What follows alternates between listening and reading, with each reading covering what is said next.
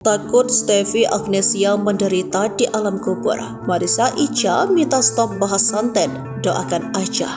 Minta stop bahas santet, Marissa Icha akhirnya buka suara mengenai kepergian Stefy Agnesia. Marissa Icha tak mau banyak memberikan tanggapan. Secara belak-belakan, Marissa Icha mengaku bahwa dirinya mempercayai adanya santet, namun hal tersebut tak perlu diyakini secara mendalam. Oleh sebab itu, Marissa Icha meminta kepada publik untuk tak mencari pelaku santet yang diduga menjadi penyebab meninggalnya Stefy. Menurutnya, biarlah Tuhan yang membalas apapun yang terjadi kepada sahabatnya.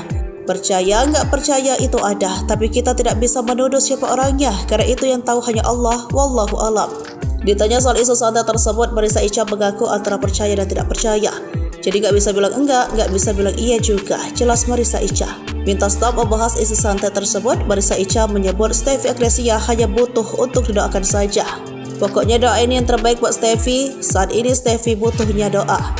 Hal tersebut diminta Icha lantaran dirinya khawatir bahwa yang dilakukan publik saat ini justru tak baik untuk almarhumah Stefy Agnesia, apalagi kini Stefy sudah tiada. Diketahui cita-cita suci Stefy sebelum meninggal, istri Anggi pertama ingin sembuh agar bisa menjadi ibu rumah tangga seutuhnya.